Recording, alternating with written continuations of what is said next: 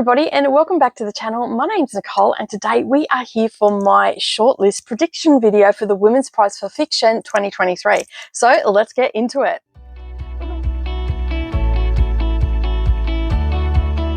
Well, good morning or good evening, everybody, and welcome back to the channel. Thank you for taking some time out of your day and spending it with me while I prattle on about the books that I have read, and now I'm going to predict to see if they are on the shortlist. This is my very first prediction video, so we'll see how we go, shall we? So I actually have two lists here for you today. I actually have one where the books that I want on the shortlist, and then I have another list of what I actually think will be on the shortlist. So we are going to start off with what I want on the shortlist. So my preference to the book. So I have my list here.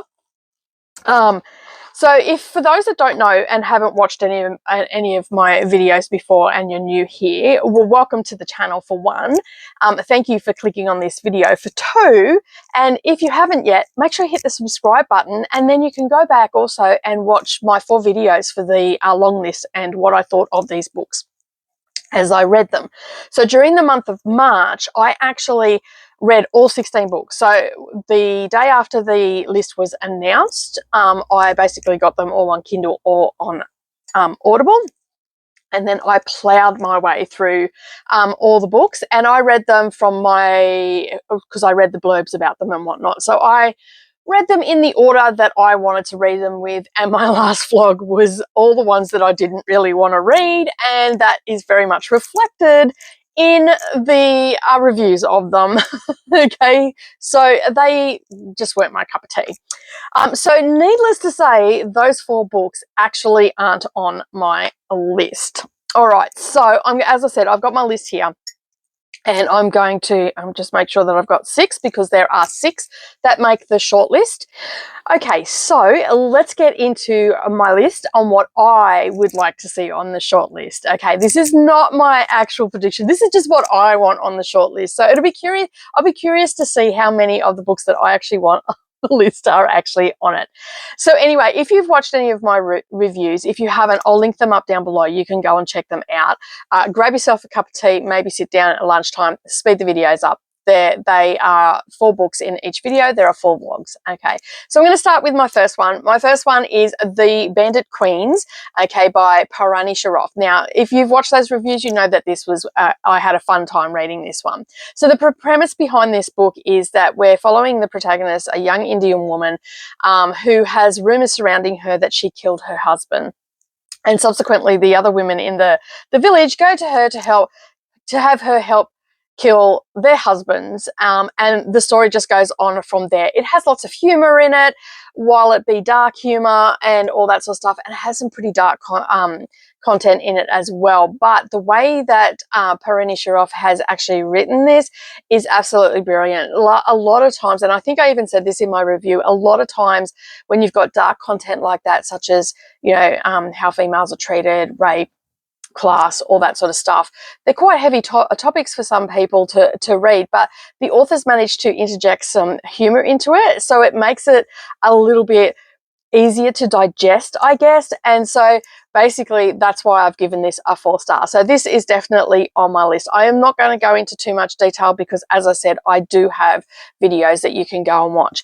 The next one on my list, number 2, is Stoneblind, and these aren't in any particular order of ranking or anything. They're just how I've written them down. So Stoneblind is a Medusa retelling, and this one is by Natalie Haynes. I could go to say Hayes, but it's actually Natalie Haynes.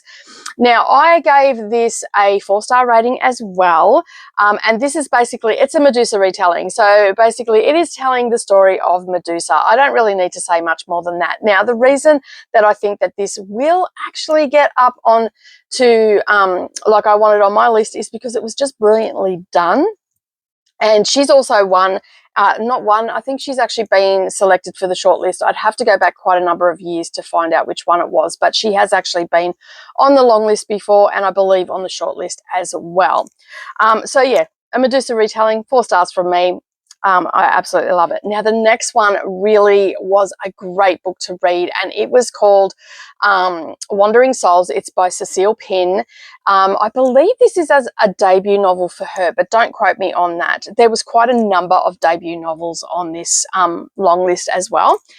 So basically, Wandering Souls is steeped in Vietnamese folklore, and basically if the short of it is, if their body is not buried in their hometown, then their soul's destined to wander. Okay, but this story is more than just that.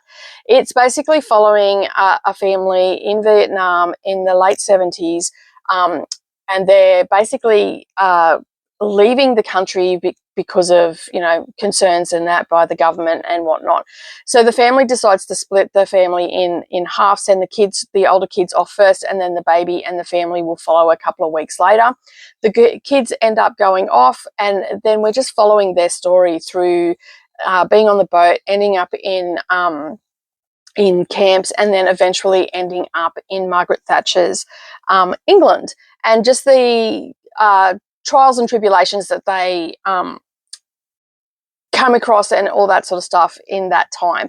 And it was quite interesting because there was little bits and pieces interjected in that of government policy of the time and all that sort of stuff. So it was quite interesting, but it was such a lovely story. I've actually given this one 5 stars. This one in some places made me feel like my heart just went out to them, and just the fact that they had to go through all this, and I know it's fiction, but it still pulled me into the story so much that it actually felt real, especially with the little bits of actual government policy interjected through. And there was even like documents that she referred to and stuff like that. So it was quite an interesting read, and it was as I said, I think this is her debut novel, so I've never read anything from this author before, obviously, but I absolutely enjoyed it. It was only a short book too, but it packed a punch. Like, it really got me thinking. It made me feel sad, it made me feel happy in some places. Yeah, and just little bits and pieces throughout the book just made me really think about other people's cultures and surrounding death, and what their ceremonies are and stuff like that. And yeah, so it just got me thinking about that sort of stuff. I know that's a morbid topic, but I really enjoyed it. And as I said, it really packed a punch, and it's only a short book too. It's only 238 pages. So I'm hoping that that will be on there. Okay, the next one that I read was Memphis by Tara M. Stringfellow. Now, I gave this a 5-star read. This is a multi-generational story. It is set in Memphis. It's following a group of women, grandmother, daughters, a mother, daughters, and then their children. So grandmother, daughters, and their children. And about the things that they can achieve or cannot, and how they put things aside not to achieve them, and all this sort of stuff. That did not come out. That was a lot more coherent in my head than what it was just then. So let me start that again. Basically, it is following the story of 3 generations of women. So we've got a grandmother, the children's mother, and then the children, and it's from their perspective, and also the daughters of the grandmother. And so it is following their story. It starts out where they've landed at what was her name? I cannot think of her name. One of the daughters of the grandmother ended up back at her sister's place to live there because of an abusive husband. And so there is topics of abuse. There is topics of gangs in this. There's just turmoil and struggle and all that sort of stuff. But the main part of it, what I took away from the story, was what women put aside to just get on with the business of living, and how we don't always achieve our dreams and all that. And that was very much the theme of this book. I absolutely love it. Now, I know that there is there's been a lot of chitter chatter about Tara M. Stringfellow's behaviour online towards people that have read the book, even if they give a somewhat positive review, but if there's anything negative, she's reacting badly to it. I am not going to get into that at all, but there is some of that, and if that's problematic for you, well, then you're going to miss out on a pretty good book. I mean, I really enjoyed it, regardless of how the author behaves on social media, which a lot of people don't behave very well on social media. It's unfortunate that she's done this. But again, this book packs a punch as well. This is another short book as well. This has only got 252 pages in it. And if I haven't said it, I gave it a 5-star rating. I did not take into account the author's behaviour. I learnt about that a little bit as I was into the book. A few people seen that I was talking about it. And that I was going to be reading it, and they said, "Hey, do you know about this?" And like, will I buy anything more of hers? Well, that depends. If she corrects her behaviour, it was just maybe a minor slip up on her part, but I don't know. So anyway, that's all I'm going to say about it. But it is on my list. The next one that I am putting on my list is, where is it? It's called I'm a Fan, and it is by Sheena Patel. This one I gave 4 stars. This one is a brilliant book to highlight the obsessive compulsive stalkerish behaviour of a particular woman who is not a very nice woman at all. Like, when you think about it, when you read the book, you go, this person is not a good person at all. But she has very stalkerish behaviour. She is obsessed with someone on Instagram, and basically it really highlights the problem. Like, it's very timely, I guess, for, you know, social media and stuff like that, and how people become obsessed with celebrities and all that sort of stuff. And there was a lot of stuff in this. Again, this was a very short book, only 204 pages, and as I said, I gave a 4-star rating, and it packed a punch. Like, I would have liked a little bit more from this one. I think that this would have been, as opposed to being such a short book, I think this would have made a really good novel, and being able to dive deeper into the obsession. And like,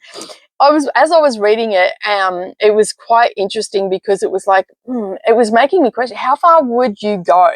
Like, would you cross those lines to get closer to someone that you idolized or were obsessed with, and stuff like that? And there was lots of little incidences in this that just like I'd stop reading and go, oh my goodness, that is like creepy and stuff like that. But I had a fun time reading it, if you could say it's fun time. I enjoyed reading it. So it has made my list. Okay, so the next one on my list, and it's begrudgingly on my list, is Demon Copperfield. Now, I gave this 3 stars. It is a great story. It just wasn't a story that I was particularly interested in. Now, this has been... and I've just brought up Storygraph here. It says, many generations ago, Charles Dickens wrote David Copperfield from his experience as a survivor in industrial poverty and damages to children in society. Okay, so it's basically the same sort of thing. I haven't read David Copperfield, so I can't do the comparison. I'm in the process of reading all Charles Dickens, and I just haven't got to that one yet. So I can't do the comparison. As a book on a whole, it is by Barbara Kingsolver. And this one I listened to on audio, and the narrator is Charlie Thurston, and I think is how you pronounce that name. And so it's following the story of Demon. He was born to a teenage mum. On the blurb, it says, born to a teenage mum in a single wide trailer. So it's sort of setting up the premise that they're very poverty-stricken and all that sort of stuff. And it just follows his life. It touches on drug addiction and death and child abuse and the perils of going into foster care and all of that sort of stuff. So just be aware that it has that content. So as I said, I gave this, I don't know if I said it or not, but I gave this a 3-star rating, because it is a good story. It just wasn't something that I was particularly interested in. But they are the 6 that I want to see on, because I don't want to see any of the other ones on there. So they're the 6 that I want to see on the shortlist. Now, let's get to the ones that I think will actually be on the shortlist. All right. My least favourite book. Well, actually, I had several least favourite books, but out of the ones that were okay, these ones are going to be on there. All right, so let's start with Maggie O'Farrell's The Marriage Portrait. I gave this 3 stars. It has 438 pages. I reckon it's got about 138 pages too many, personally. But I think because she has been on the list before, she won in 2020, I think that this is going to land on there. She has a lot of fans, and I think the judges are a little bit partial to, might be a little bit partial to her as well, because I have been looking back at past and all that sort of stuff. And as I said, she won in 2020. So I think that she will actually be on there. That's my reasons why. I did not like the book. It did not gel with me at all, but I was bored, and I sort of worked out what was going to happen at around page 200. So really you could have wrapped it up in the next 100 pages and only had 300 pages. So that's why I say it had 138 pages too long. I don't think I actually said that in my reviews on it and all that sort of stuff, but these are just thoughts that I've got since I've come back, like revisiting and how I'm feeling about them now. The next one, which is on my list, which is the Sheena Patel, I'm a fan for all the reasons that I just stated before. And the next one I think that will be on there is Wandering Souls, and I have my fingers crossed that Wandering Souls wins it, because I think out of all the books on there, that one is the one that deserves to win it. The next one, and I was struggling to think about which ones I wanted to put on there, so I was torn between putting the Bandit Queens and Stoneblind on there. So I ended up going with Stoneblind, and the only reason I went with Stoneblind is because Natalie Haynes has been nominated before. I'm not sure if she's won. I didn't do that much research, but she's been nominated before. But it's a hard one to put on there because I think that the Bandit Queens might also be on there as well. So that is my spare. Let's call the Bandit Queens my spare. Anyway, the next one, which I hope does not end up on there, but because I have to reread them with my group, that's why I hope it's not on there, and that is Glory by Novella Bulawayo. I think that will end up on there. This one has lots and lots of reviews, and it's very mixed. Like if you go onto social media platforms and stuff like that, Glory has a lot of mixed reviews. Like you either hate it or you love it. I'm in the, I'm not a fan of it. And I listened to this on audio, and if you go and watch my review, I actually say in that I felt like the narrator was berating me.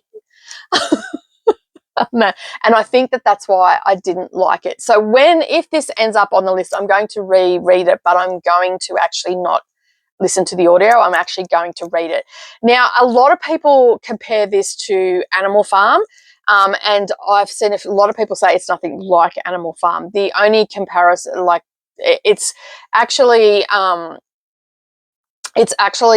like animals are the characters, and they're representing a coup on the Zimbabwe government in 2017. So it has that comparison. So like Animal Farm is, political satire. This is is that the right word? It's got a political theme. I won't go satire. I'll go theme because I'm not sure if that's the right word or not. It's Sunday morning, people. I've had a huge week. And this is the same sort of thing. So it's involved around a political event that happened in Zimbabwe in 2017, and it was a coup. And there's some pretty heavy content in this as well. But as I said, the narrator, I felt like I was being berated with that one. So that's why I'm begrudgingly putting it on the list. But I do think it will actually end up on the list. And the other one that I think will end up on the list, which I just recently just talked about just before, was Memphis. I think that because it just packed a punch. For such a short book, it packed a punch. All these books, I'm a Fan, Wandering Souls, Glory, and Memphis, all really did pack a punch. I think Glory was a little bit too long. It was 416 pages, but they did pack a punch. If you are into political stuff and you liked Animal Farm, I have not read Animal Farm, much to my daughter's disgruntlement. I have not read it yet. It is keyed up to listen to it. And every time we go into a bookshop, she keeps putting it into my hand, but I'm not buying it. I've got audio. And so basically, I think that it's just a little bit too long. And if you love that, and you're going to like that sort of, if you like that book, you will like Glory. It just wasn't for me. But anyway, that is my predictions video. Leave me a comment down below if you've read any of the books that I have mentioned here today, and do you think my list is better than the other list? And don't forget to tune in on the 26th